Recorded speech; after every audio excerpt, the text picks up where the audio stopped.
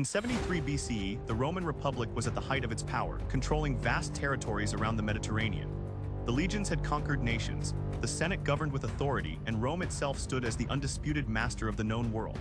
But in that same year, something happened that would shake the very foundations of Roman society and expose a vulnerability that the Romans had never truly considered. A gladiator named Spartacus, armed with nothing but kitchen knives and an iron will, would lead what became one of the most famous slave rebellions in all of human history. Spartacus himself remains something of a mystery to us. We know he was a Thracian, probably from the region that is now Bulgaria. Some sources say he had served as an auxiliary soldier in the Roman army before being enslaved, possibly for desertion or some other military crime. Others claim he was captured in battle. What we do know for certain is that by 73 BCE, he had ended up in Capua, a city about 120 miles south of Rome, where he was being trained as a gladiator in the ludus or gladiatorial school of Lentulus Batiatus. Life in a gladiatorial school was brutal. The men were slaves, kept under constant guard, fed just enough to maintain their fighting strength, and trained relentlessly in the art of killing for public entertainment. They lived in cells, were chained at night, and had absolutely no freedom. Many gladiators were criminals or prisoners of war, but some were simply unlucky souls who had been captured by slave traders or born into slavery. Despite the fame that successful gladiators could achieve in the arena, their lives were short and violent. Most didn't survive more than a few years. But Spartacus was different. He had military experience, natural leadership abilities, and apparently enough charisma to inspire others. In the spring of 73 BCE, he began quietly organizing a breakout. He gathered around him a core group of about 70 men who were willing to risk everything for a chance at freedom. Among these men were two Gauls named Crixus and Oenomaus, who would become his chief lieutenants. The plan was simple and desperate. They would fight their way out or die trying.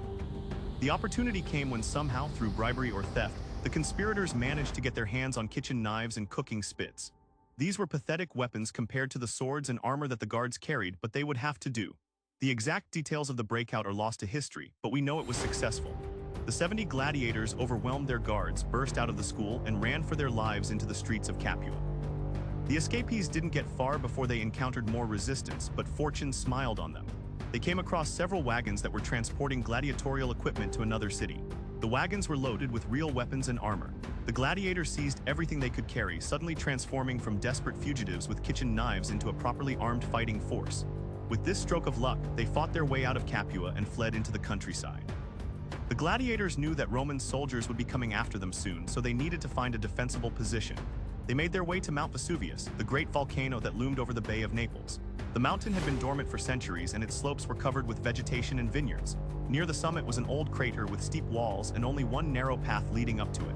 The gladiators climbed up into this natural fortress and prepared to make their stand. Word of the breakout spread quickly.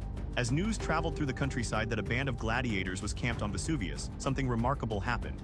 Slaves from the surrounding farms and estates began to slip away from their masters and make their way up the mountain to join Spartacus. At first it was just a trickle, but soon it became a flood. Within weeks, Spartacus's force had swelled from 70 men to several thousand. The Roman Senate, hearing about this growing problem, decided to deal with it quickly before it got out of hand. They dispatched a praetor named Gaius Claudius Glaber with a force of about 3,000 militia. These weren't professional legionaries, just local troops hastily assembled for what the Romans assumed would be a simple police action. After all, how much trouble could a bunch of escaped slaves really cause?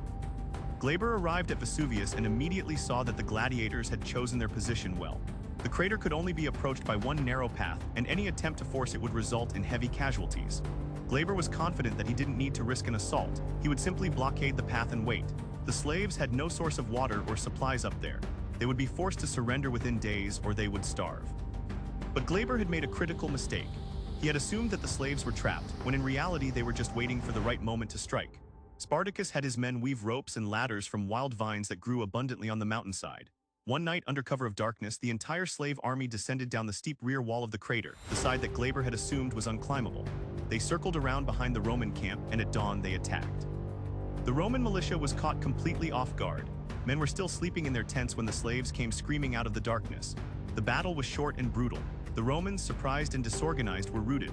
Many were killed, many more fled, and Glaber himself barely escaped with his life. The slaves captured the entire Roman camp, including all their weapons, armor, and supplies. Spartacus now had an army of several thousand men, and they were equipped like proper Roman soldiers. The defeat was humiliating for Rome, but the Senate still didn't take the threat seriously. They sent another praetor, Publius Varinius, with another force of militia. Varinius was more cautious than Glaber had been, but he wasn't much more successful. Spartacus and his growing army defeated Varinius in a series of small engagements, capturing even more equipment and supplies. With each victory, more slaves flocked to join the rebellion. By the end of 73 BCE, Spartacus commanded an army estimated at somewhere between 40 and 70,000 people. This was no longer a simple slave revolt. This was a full-scale war. The slaves weren't just running away anymore. They were actively campaigning through southern Italy, defeating Roman forces and liberating other slaves wherever they went. Towns and estates were raided not just for supplies but to free the enslaved people working there. The rebellion was spreading like wildfire. There was a problem. What exactly was Spartacus trying to accomplish? Ancient sources tell us that his original plan was to lead his followers north over the Alps and out of Italy entirely. Once beyond Roman territory, the slaves could disperse to their homelands and live as free people. It was a sensible plan, the only plan that really had any chance of long-term success. Spartacus knew that they could never truly defeat Rome. The Republic had vast resources and could raise army after army. The only real hope was to escape while they still could. However, not everyone in the slave army agreed with this plan. Many of the slaves, particularly those from Gaul and Germany, wanted to stay in Italy and keep fighting. They were winning after all. Why should they run? Others had nowhere to go even if they did escape Italy. Some had been slaves for so long they had no memory of their homeland. And then there was the lure of plunder. Southern Italy was rich, and the slave army was taking full advantage of that fact. A division began to form in the leadership. Crixus, one of the Gallic leaders, argued strongly for staying in Italy. He wanted to keep raiding, keep fighting, and make the Romans pay for what they had done. Spartacus argued for escape, but he seems to have been overruled or at least unable to convince everyone to follow him. The army split, with Crixus leading about 30,000 men to continue raiding in southern Italy, while Spartacus took the rest north toward the Alps. In early 72 BCE, the Senate finally realized the severity of the situation and dispatched both consuls for that year, Lucius Gellius Publicola and Gnaeus Cornelius Lentulus Clodianus, each with a full consular army. These were real legions now, professional soldiers led by experienced commanders. The Romans were done playing games. Gellius caught up with Crixus and his splinter group near Mount Garganus in southern Italy. The battle was fierce, but the Romans had discipline and experience on their side. Crixus and his army were destroyed. 2/3 of his men were killed, including Crixus himself. The rest were scattered or captured. It was the first major defeat for the rebellion, and it was devastating. When Spartacus heard about Crixus's death, he was reportedly grief-stricken. Despite their disagreements, Crixus had been one of his most trusted lieutenants and a friend. In honor of Crixus and the fallen, Spartacus did something extraordinary. He organized funeral games, forcing 300 Roman prisoners to fight as gladiators, making them die the same way that he and his followers had been forced to entertain Romans. It was a powerful symbolic gesture, turning the tables on their former oppressors. But there was no time for prolonged mourning. Both consular armies were now hunting Spartacus. He needed to keep moving. His army marched north through central Italy, and in a remarkable display of tactical skill, Spartacus managed to defeat both consular armies in separate engagements. First, he ambushed and routed Lentulus's forces, then he turned and defeated Gellius. The Romans were stunned. How was a slave army defeating the legions of Rome? By the summer of 72 BCE, Spartacus had reached the Po River Valley in northern Italy. The Alps were right there, visible on the horizon. Freedom was within reach. All he had to do was march his army over the mountains and they would be beyond Rome's grasp. But then something happened that has puzzled historians for 2,000 years. Spartacus turned around and marched his army back south, deeper into Italy. We don't know exactly why he made this decision. Some sources suggest that his men refused to leave Italy, that they were drunk on their victories and their plunder and couldn't be convinced to give it up. Others suggest that Spartacus had a different plan, perhaps to march all the way to Sicily, where he could link up with other rebellious elements and create a true stronghold. Whatever the reason, the decision would prove to be fatal. The Senate, now genuinely alarmed, turned to Marcus Licinius Crassus. Crassus was one of the richest men in Rome, a shrewd politician and a competent military commander. He was given command of 8 legions, about 40,000 men, and extraordinary powers to deal with the slave rebellion. Crassus was determined to succeed where others had failed, and he was willing to use any methods necessary. Crassus's first action was to restore discipline to the Roman forces. The defeats had shaken morale and some units had shown cowardice in battle. Crassus revived the ancient punishment of decimation. He took the cohort that had fled first in the most recent battle and divided them into groups of 10. Each group drew lots, and the one who drew the short straw was beaten to death by the other 9. 1 in every 10 soldiers was killed by his own comrades. It was brutal, but it sent a clear message. There would be no more running. Crassus then began a methodical campaign to corner Spartacus. He didn't rush into battle. Instead, he used his superior numbers and resources to limit Spartacus's options. He shadowed the slave army, cutting off their supply lines, preventing them from foraging effectively and slowly pushing them further south. Spartacus tried to break through the Roman lines several times, but Crassus was always there to block him. The slave army was being herded like cattle, pushed down into the toe of Italy into Bruttium, the southernmost region of the peninsula. Spartacus realized he was being trapped, so he attempted to negotiate with Cilician pirates to transport his army across the strait to Sicily. He paid them in advance, but the pirates betrayed him and sailed away with the money, leaving the slaves stranded. Desperate, Spartacus tried to build rafts to cross the strait himself, but the currents were too strong and the attempt failed. Meanwhile, Crassus was building a massive fortification across the entire width of the peninsula, a wall stretching from coast to coast, about 37 miles long with a deep ditch in front of it. He was literally walling off the entire region, turning it into a giant prison. The slave army was now truly trapped. They were running out of food, running out of options, and winter was coming. Spartacus knew that if they stayed where they were, they would starve. He had to break through Crassus's wall. On a snowy winter night, Spartacus led his army in a desperate assault on the fortifications. They filled in part of the ditch with earth and debris, then charged across, fighting their way through the Roman defenders.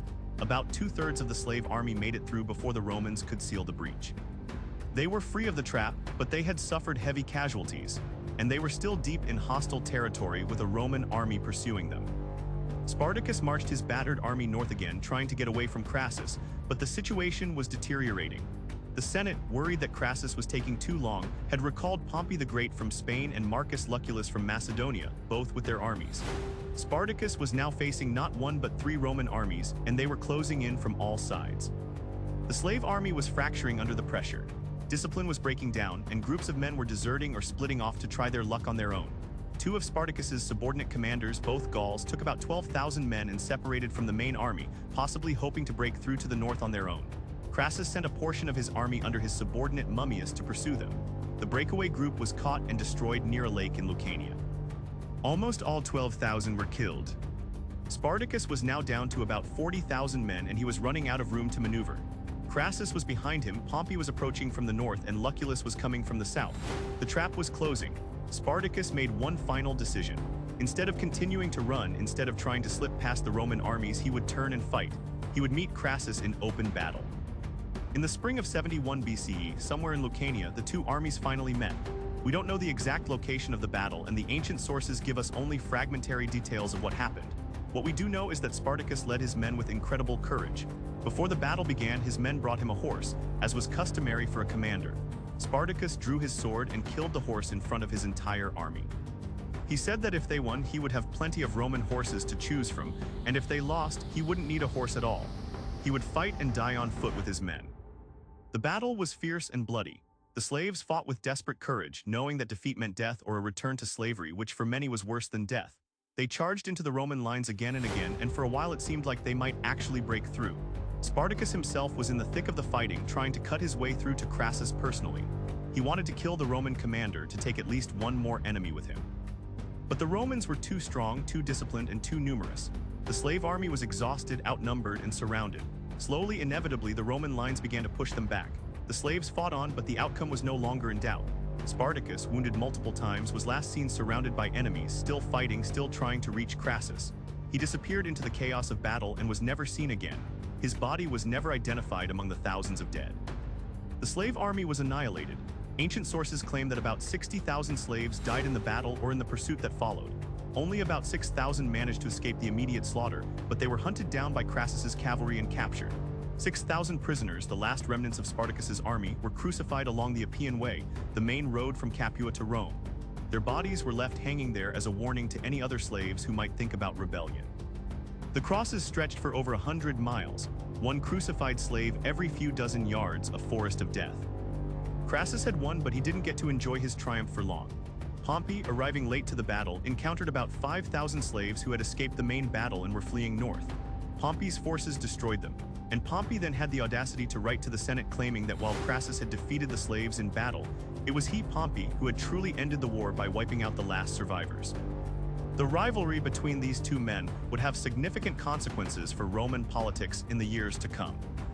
The rebellion was over, but its impact on Rome was profound. The Romans had been terrified. For nearly 2 years, a slave army had ranged freely through Italy, defeating Roman armies, threatening cities, and exposing the fundamental weakness at the heart of Roman society. Rome was built on slavery.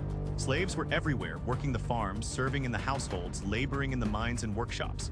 They outnumbered free citizens in many parts of Italy. And Spartacus had shown that these slaves could organize, could fight, and could very nearly win. In the aftermath, the Romans became more cautious about their slaves, more watchful, more paranoid. Laws were passed restricting the rights of slaves even further and increasing the penalties for rebellion. Slave owners were encouraged to keep their slaves divided by ethnicity and language to prevent them from organizing as Spartacus had done. The memory of Spartacus haunted Rome for generations. But Spartacus also became something else. He became a symbol. To the slaves and the oppressed, he was a hero who had dared to fight back, who had chosen death over submission. His story was passed down through the centuries, inspiring other rebellions, other freedom fighters, other people who refused to accept their chains. The man who started with nothing but a kitchen knife had shaken an empire and had shown that even the most powerful systems of oppression could be challenged. We don't know much about who Spartacus really was as a person. The ancient sources that describe him were all written by Romans, by the victors, and they had their own biases and agendas. But through the fragments that survive, we get glimpses of a remarkable individual. A man who could inspire fierce loyalty, who had genuine military talent, who showed mercy when he didn't have to, and who fought for freedom when he could have simply tried to save himself. In the end, he failed. The rebellion was crushed, and slavery in Rome would continue for centuries more. But Spartacus had proven something important. He had proven that resistance was possible, that the oppressed could fight back, and that freedom was worth dying for. That legacy has endured long after the Roman Empire itself crumbled into dust.